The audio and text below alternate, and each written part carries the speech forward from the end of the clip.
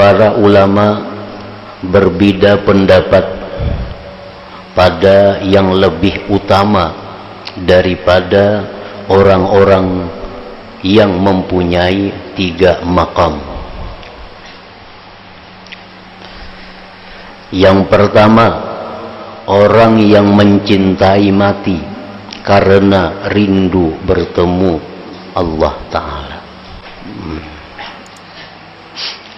Orang yang mencintai mati, artinya orang yang ingin mati karena sangat rindunya dia bertemu kepada Allah Subhanahu wa Ta'ala.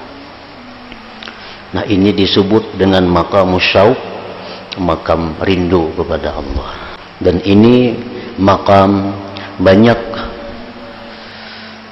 dijalani oleh para aulia Allah, oleh para salihin, yang mana mereka itu memohon kepada Allah agar segera dimatikan, karena begitu rindunya mereka bertemu kepada Allah. Yang kedua, orang yang mencintai terus hidup untuk berkhidmat kepada Tuhan. Nah, orang ini kada hendak mati. Orang ini hendak panjang umur karena dia ingin terus berbakti kepada Allah. Dia ingin selalu diberi umur panjang supaya tiap malam bisa tahajud, bisa bermunajat kepada Allah. Ini disebut dengan maqam husnidzan billah, makam berbaik sangka dengan Allah. Ini makam apa yang dikatakan oleh Rasulullah sallallahu alaihi wasallam, afdalul mu'minin imana man tala umuruhu wa hasuna amaluh. Ini kedudukan orang yang mengamalkan sabda Rasulullah sallallahu alaihi wasallam, paling afdal iman orang yang beriman, orang yang panjang umur dan baik amalnya. Jadi orang yang duduk di makam ini selalu minta kepada Allah panjang umur, selalu minta kepada Allah panjang umur, dan selalu mengabdi berkhidmat kepada Allah. Yang ketiga, orang yang mengatakan saya tidak memilih sesuatu, akan tetapi saya ridha dengan apa yang dipilihkan oleh Allah Ta'ala. Perkara aku mati, perkara aku panjang umur, ku serahkan lawan Allah. Bila Allah hendak mematikan hari ini, aku ridha. Allah hendak memanjangkan aku umur, aku pun ridha. Nah, jadi 3 kedudukan ini, mana yang paling baik, mana yang paling utama. Maka disampaikanlah persoalan ini kepada sebagian orang yang ahli ma'rifah, mana yang lebih dipilih antara 3 itu. Apakah kita baik minta supaya segera dimatikan oleh Allah karena ingin bertemu kepada Allah, atau boleh juga kita minta segera dimatikan oleh Allah karena kita kada sanggup lagi menghadapi fitnah-fitnah yang terjadi di dunia ini. Misalnya orang hidup di zaman yang sulit, jauh dari maksiat.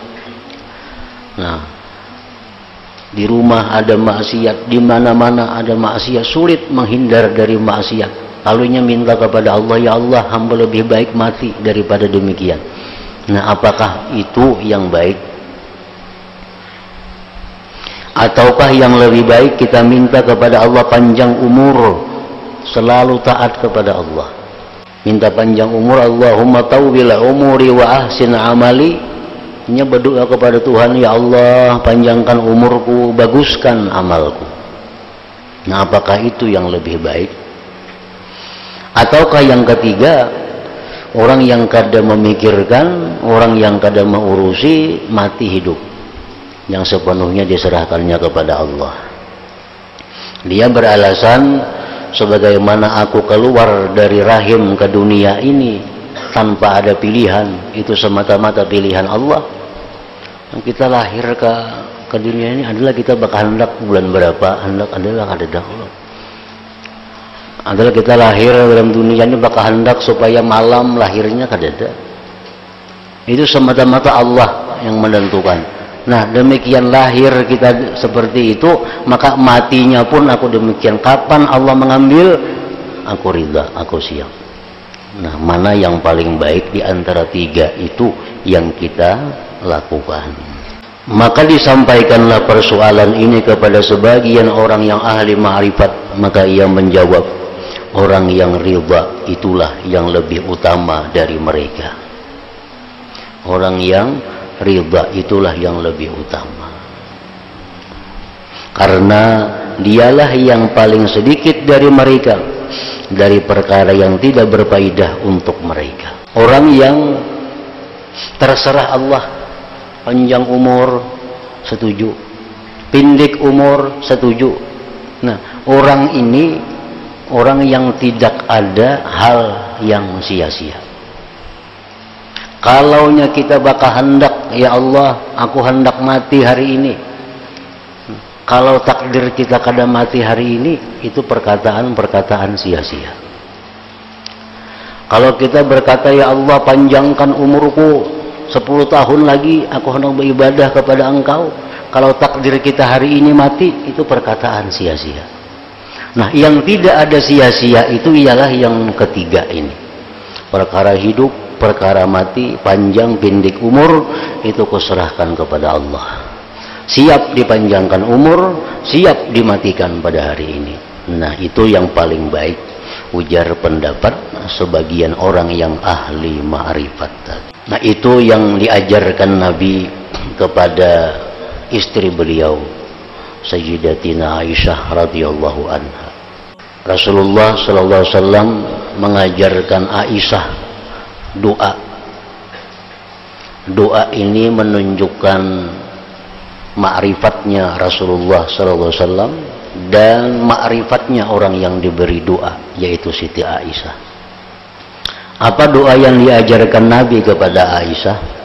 Allahumma inni as'aluka minal khair kullih ajilihi wa ajilih ma'alimtu minhu wa malam a'lam wa a'udhu bika minasyarri kullih ajilihi wa ajilih ma'alimtu minhu wa malam a'lam.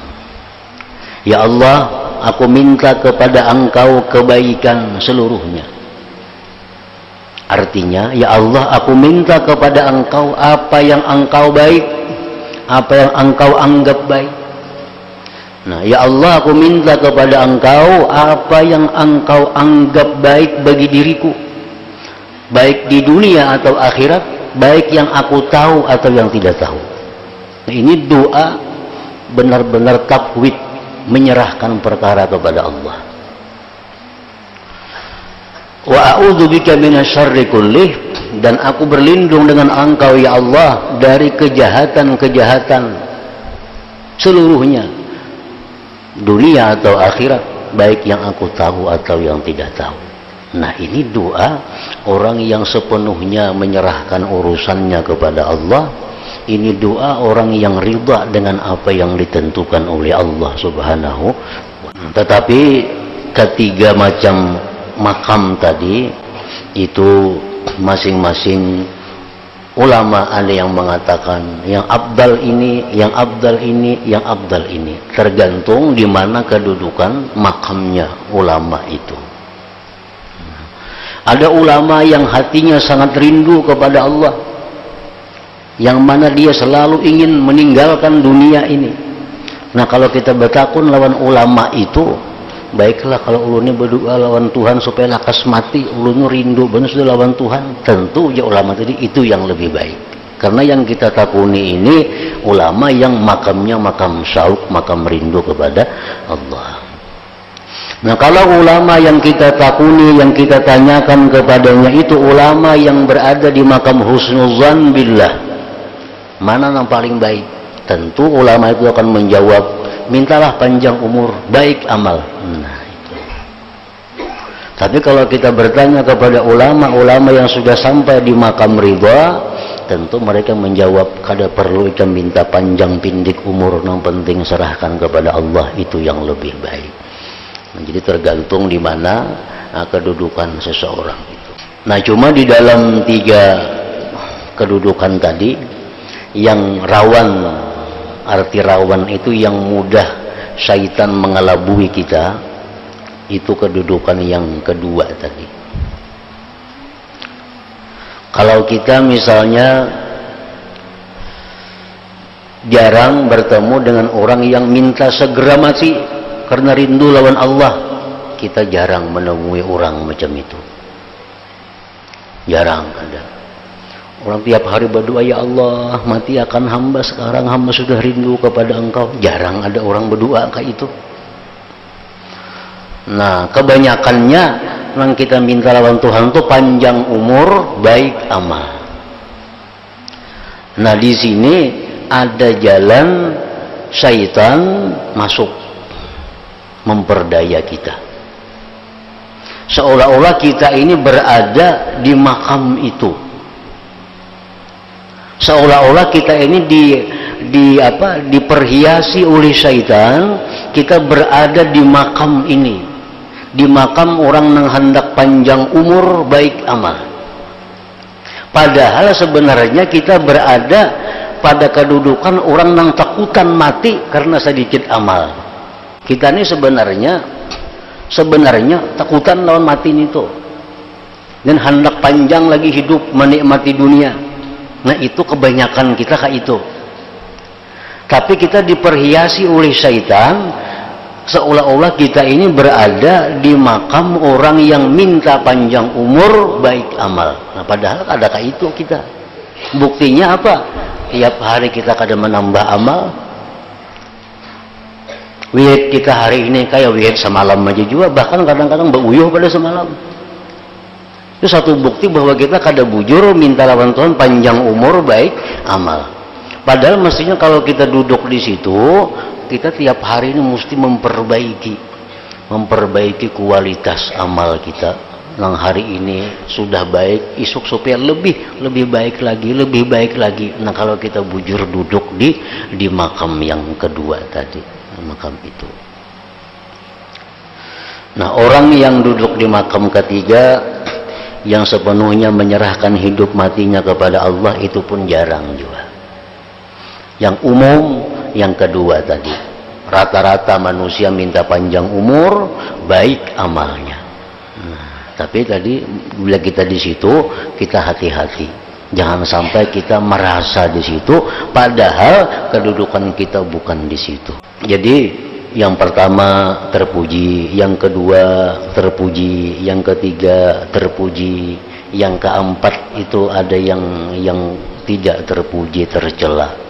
Orang yang ingin panjang umur karena masih ingin menikmati kenikmatan dunia ini. Nah, orang yang ingin panjang umur karena masih takut, masih sayang dengan harta benda atau apa yang diberikan Allah kepadanya. Nah, ini yang tercela.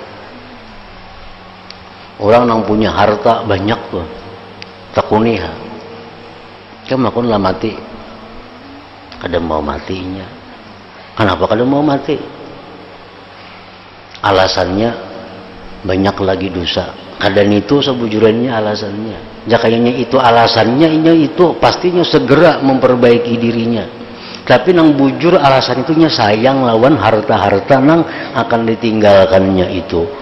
Nah, rumah nang ganal ditinggalkannya, kendaraan nang banyak ditinggalkan. Itu nang inya sayangi, nangnya takutan mati itu. Bukan alasannya kada siap lagi diri masih kotor. Jika itu alasannya, nah mulai saat itu bersihi diri. Nah, jadi jalan syaitan masuk tuh di situ.